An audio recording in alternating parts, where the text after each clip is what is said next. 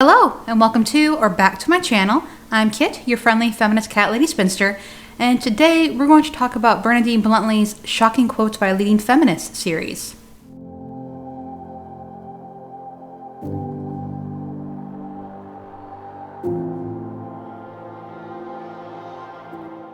So, for anyone who doesn't know, I'm sorry.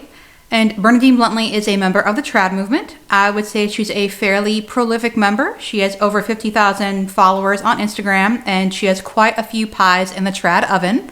I did a video on her for the 12 Days of Tradmas last year, and if you'd like to check that out and learn more about who she is and what she's about, I will link that in the cards.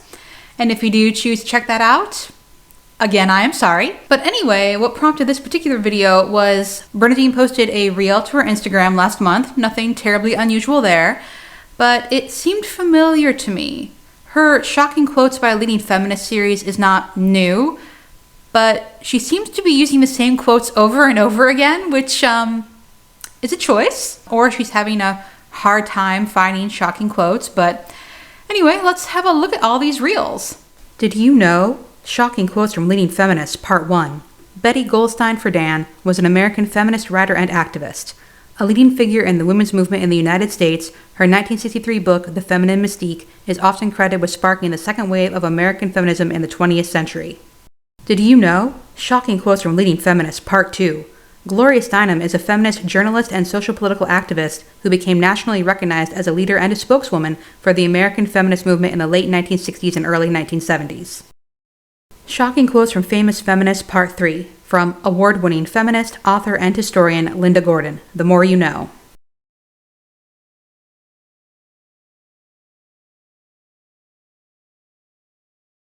Shocking Quotes from Leading Feminists, Part 4. Do y'all want me to keep going with the series because there is plenty of material to work with there?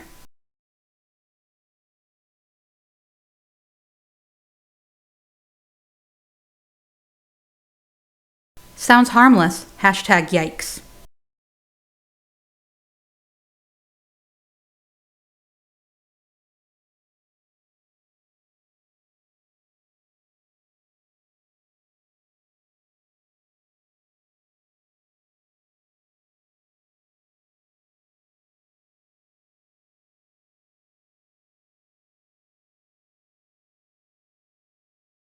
The peak irony of the feminist ideology. These quotes don't come from random women, but from the pioneers, leaders, and spokeswomen of the second and third wave feminist movements themselves. These are the mindsets, attitudes, and goals behind a movement that was labeled as women's rights and women's equality. Perhaps some feminists don't agree with these words or they don't know better, but if the root of a movement is rotten, don't eat the fruit. So first, let's talk about these leading feminists. Betty Friedan, and yes, I do find it odd and yet unsurprising that Bernadine felt the need to include Goldstein in her name, died in 2006. Andrea Dworkin died in 2005. Currently, Gloria Steinem is 88, Linda Gordon is at least 76, and Robin Morgan is 81. I wasn't able to find anything for Sheila Cronin except for the quote Bernadine used. And of course, the claim that she was, or is, I can't tell if they're trying to imply that she currently is, the leader of the feminist organization Now. But she's not even mentioned as one of the founding members of Now. However, she was a founding member and leader of the Feminists, which was a radical feminist group active from 1968 to 1973. However, it sounds better to make her a leader of Now, since Now still exists and is much more well known. In fact, I would be willing to bet that anyone doing a quick Google search for bad feminist quotes doesn't even know that there was ever a group called the Feminists. Let's just go ahead and read the full quotes. Marriage as an institution developed from rape as a practice is from Andrea Dworkin's If You Know, Let Me Know. I found this quote in plenty of feminism bad places online, but I can't actually find where or when she said or wrote this. And on that note, though I can't know what was going on through her mind when she said this, if she even did, I would like to note that rape marriage law was, and in some societies still is, a thing. And if you're wondering what that is, it's when a rapist marries his victim to escape punishment. Women who adjust as housewives, who grew up wanting to be just a housewife, are suffering a slow death of mind and spirit, is from Betty Friedan's 1963 book, The Feminine Mystique, and reads in full. Women who adjust as housewives, who grew up wanting to be just a housewife, are in as much danger as the millions who walked to their own death in the concentration camps. They are suffering a slow death of mind and spirit. The comparison to concentration camps is horrifying. Nothing should be compared to the Holocaust. Friedan herself acknowledged that, and admitted she made a mistake, writing in her 2000 memoir, Life So Far, I am ashamed of that analogy. The American suburb is no concentration camp. As for the rest, in 1947, Friedan married Carl Friedan, a would-be theater producer and advertising maven. Friedan had 3 children in 1948, 1952, and 1956, continuing to work throughout. In 1956, the couple moved from Queens, New York, to suburban Rockland County, where Friedan became a housewife, supplementing her family's income with freelance writing for women's magazines. Friedan also began the research for what would become the feminine mystique in the late 1950s. After conducting a survey of her Smith classmates at a 15-year reunion, Friedan found that most were, as she was, dissatisfied with the limited world of suburban housewives. She spent 5 years conducting interviews with women across the country, charting white, middle-class women's metamorphosis from the independent, career-minded new women of the 1920s and 1930s to the housewives of the post-war era, who were expected to find total fulfillment as wives and mothers. Personally, I find that quote a bit patronizing, but it's not as though she was just making it up or talking about something she had no experience with. Betty Friedan was a housewife. She spoke to other housewives. That's how she, and the women she surveyed, felt. If she hadn't been a housewife, I doubt she even would have written The Feminine Mystique. And finally, it's important to remember that marriage in the 1950s and 60s is different from marriage today. And also, Bernadine herself doesn't just concern herself with her family and her home. She has an Instagram page with over 50,000 followers. She has a shop and a dating course. But I'm sure she would be fine with it if her husband decided she needed to give all that up and just focus on her family. The nuclear family must be destroyed. The breakup of families now is an objectively revolutionary process. Comes from Linda Gordon's Functions of the Family in Women, A Journal of Liberation, published in 1970. I can't comment as much on this quote since I can't read it in full, but I would like to note that the nuclear family, parents and children, hasn't historically been the norm in the US, and I wish trad folk would make up their minds if they want us to go back to the 1950s or 1850s. Housewives are dependent creatures who are still children. Parasites is from, she never said that. In 1970, Gloria Steinem wrote What It Would Be Like If Women Win for Time magazine. What she actually said, if role reform sounds sexually unsettling, think how it will change the sexual hypocrisy we have now. No more sex arranged on the barter system, with women pretending interest and men never sure whether they are loved for themselves or for the security few women can get any other way. No more men who are encouraged to spend a lifetime living with inferiors, with housekeepers or dependent creatures who are still children. No more domineering wives, emasculating women, and Jewish mothers, all of whom are simply human beings with all their normal ambition and drive confined to the home. No more unequal partnerships that eventually doom love and sex. And, assuming, however, that these blatantly sexist laws are abolished or reformed, that job discrimination is forbidden, that parents share financial responsibility for each other and their children, and that sexual relations become partnerships of equal adults, then marriage will probably go right on. Men and women are, after all, physically complementary. When society stops encouraging men to be exploiters and women to be parasites, they may turn out to be more complementary in emotion as well.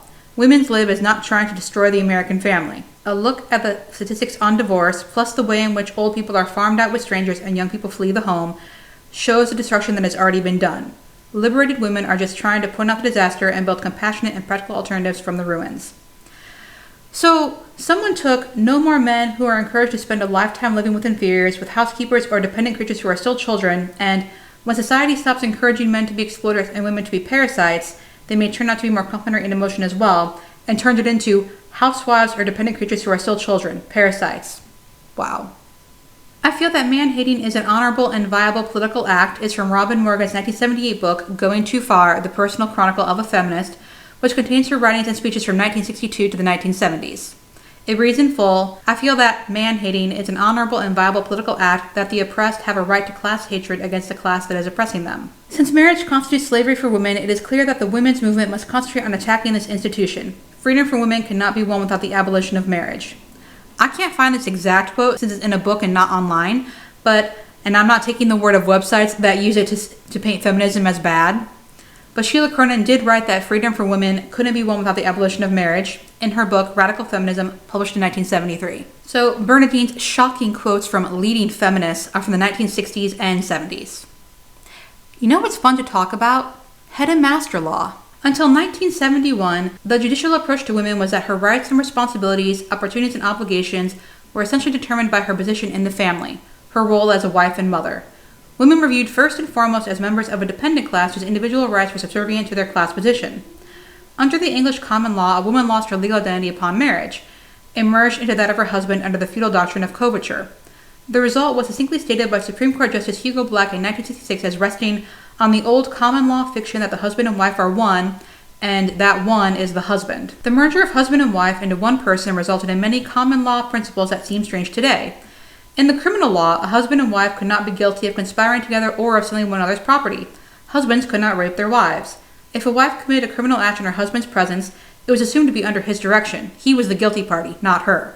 In the civil law, neither spouse could maintain a civil wrong against the other, nor could either testify against the other. A husband, but not a wife, could sue a third party for loss of consortium, services, society, companionship, and affection resulting from injuries to the spouse. In 1979, Louisiana became the last state to give both spouses the legal right to manage the community property. Louisiana's head and master law permitted a husband the unilateral right to dispose of jointly owned community property without his wife's knowledge or consent. In 1974, Joan Feenstra had her husband incarcerated for molesting their minor daughter. To pay the attorney who represented him in this action, he executed a mortgage on their home. Louisiana law did not require the husband to get his wife's permission to do this, or even to inform her of his action, although the house had been paid for solely out of her earnings. After the charges were dropped, a legal separation obtained, and the husband left the state, the attorney foreclosed on the mortgage, and Joan Feenstra challenged the constitutionality of the statute in federal court. Yeah, I can imagine how that would be oppressive, especially when marriage was essentially mandatory. There's also Steinem's, by the year 2000 we will, I hope, raise our children to believe in human potential, not God, which... so? Is it a surprise that someone not religious would express that thought? I see what Bernadine is doing, and given how in-your-face her previous posts were, I wonder if her friendship with Mrs. Midwest has convinced her to take a more subtle, dare I say insidious, approach. Use quotes from 50 years ago, misquote if need be, and voila! Feminists are against marriage. Feminists want you to be single and alone, a miserable career woman. Never mind that marriage in 1970 is a different thing from marriage in 2022. Facts and logic don't matter. Personally, I do find these quotes shocking, but I was born in the 80s. I have the privilege of never having to think that my future depended on marriage. I never had marriage and children held up to me as the pinnacle of womanhood. But the messaging after World War II was different, and that is what these women were responding to. And I don't blame them for being angry or for seeing marriage as a tool of oppression. And I also understand that these quotes are from a different time, and thus don't necessarily apply today. But Bernadine wants her followers to think this is a current part of feminism. I guess we're just going to ignore that a lot of feminists are married. And if someone corrects her, she can just delete it. What does she care? She has her own agenda. And that agenda includes women marrying and having kids as soon as possible. And that is it for this video. Have a great day or night, depending on when you're watching this. And I will see you next week. Bye!